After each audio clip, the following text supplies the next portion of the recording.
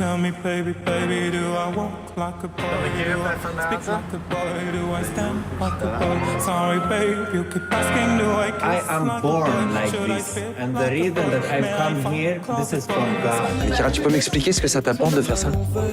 Ben, ça me rend heureuse. Dis-toi qu'elle est comme une somnambule et faut pas la réveiller brusquement. Il est raciste, ton chien. Il faut le tuer. Alors on tue tous les racistes, puis après on élimine tous ceux qui pensent pas comme nous. Tu sais ce que ça fait d'enlever la vie? There's one thing that sums up an intellectual. It's guilt. A documentary in which men become women and the story of a woman who decides to take on the persona of her famous father.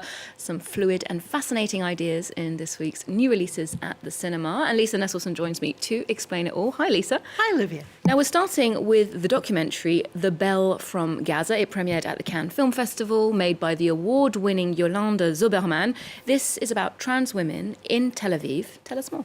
Well, you know, there's a lot of talk around us about permutations of human sexuality, but Zauberman completes a trio of documentaries that do the opposite of speaking in generalities. After the provocatively titled Would You Have Sex with an Arab? And the César and Lumière-winning M, about a young Israeli man with an exquisite singing voice who was raped by ultra-Orthodox men in his community when he was a young boy, comes La Belle de Gaza.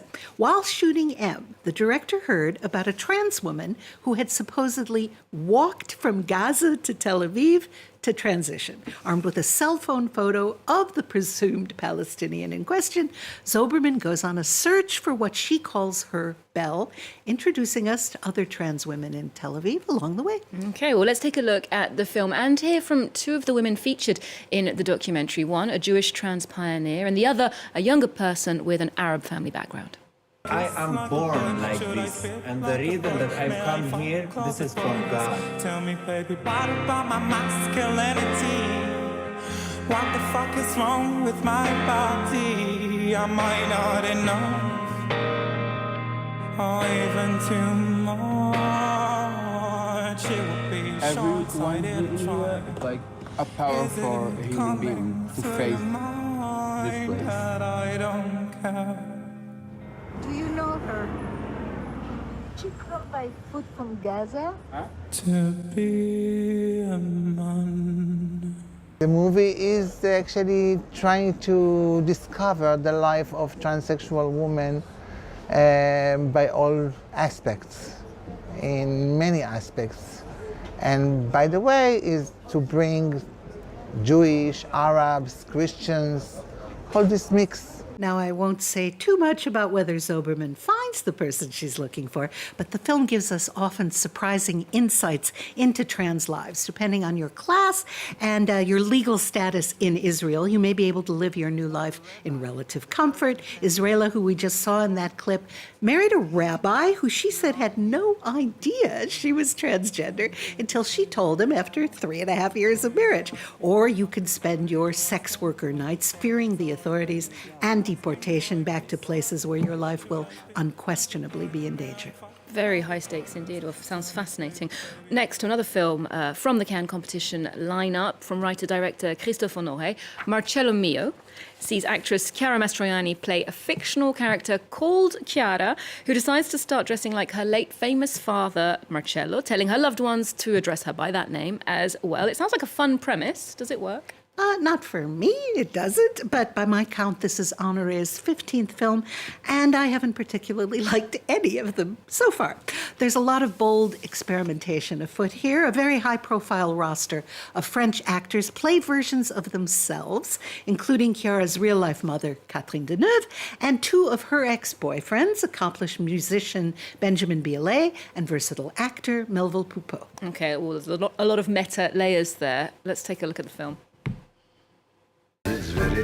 Immagina la locandina. Marcello Mastroianni e Fabrice Lucchini nel nuovo film di Nicole Garcia. Arrête, et puis enlève ça.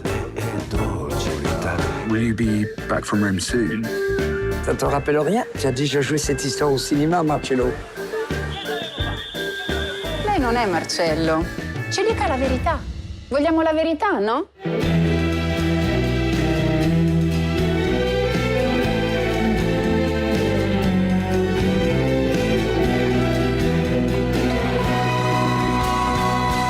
été tellement heureux de t'avoir rencontré, tellement fier.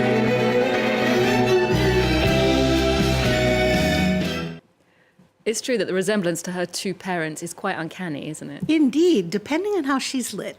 Chiara sometimes photographs like one of those Flickr cards, you know, where you see her father in one direction and her mother in the other. It can be disconcerting to watch, whatever the role. Aided by iconic accessories like a certain pair of sunglasses and a certain hat, she is quite convincing as her famous father. Catherine Deneuve has never been afraid to send up her image, and she is very, very game here. There's humor that falls flat and humor that more or less works. I especially like the scene where mother and daughter decide to show up unannounced and ask the current resident of the apartment where Chiara grew up if they can come up and take a look around.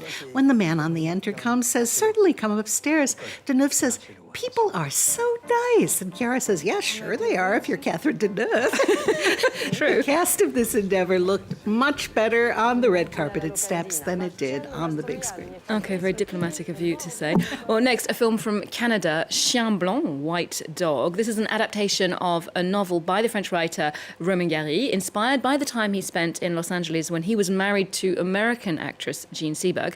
Tell us more about this film. Well, French actor Denis Ménochet plays Gary, the gifted polymath who pulled off the stunt of winning France's most prestigious literary award, the Prix Goncourt, under his own name and also under a pseudonym twice.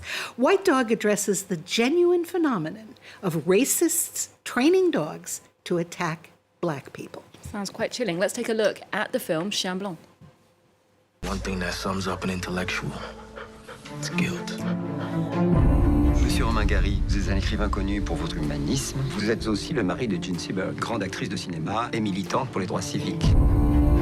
Comment se fait-il alors que le contexte américain actuel n'ait pas encore fait l'objet d'un nouveau roman? Si je devais écrire un livre, ce serait d'abord pour questionner ma place d'homme blanc dans ce combat pour l'égalité. Je ne suis pas victime, alors je ne peux pas me battre, c'est ça? Tout est dans la façon de se battre. Do you support the views of the Black Panther Party? Do you understand what they're fighting for? We don't have much. Leave us our fight.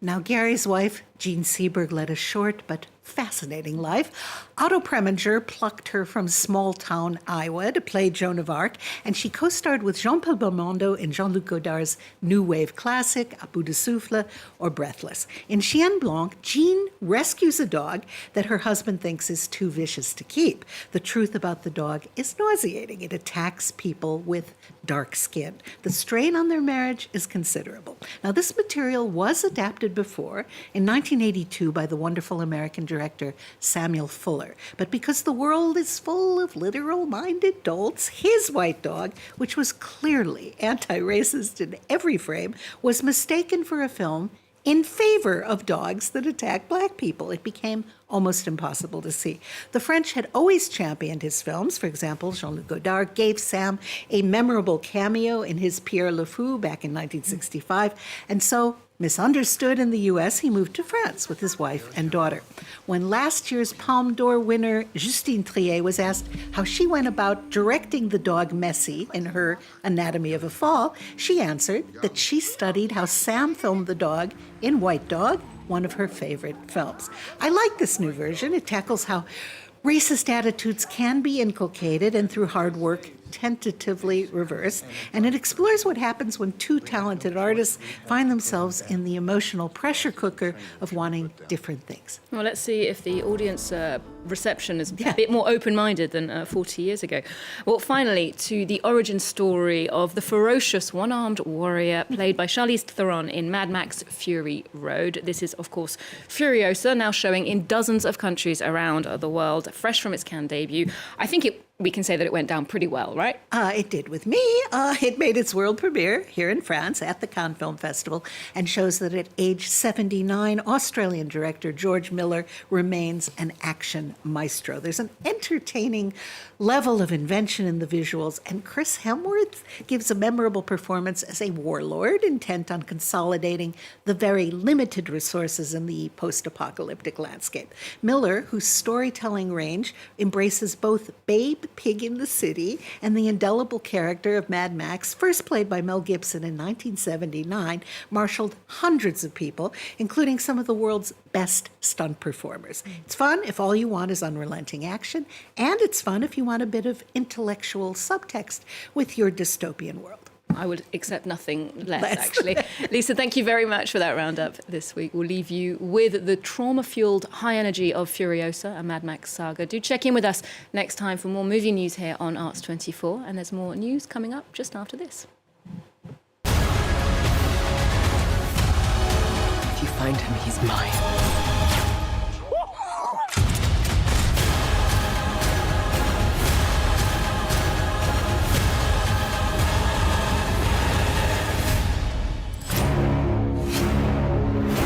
There will always be war, but to get home, Furiosa fought the world.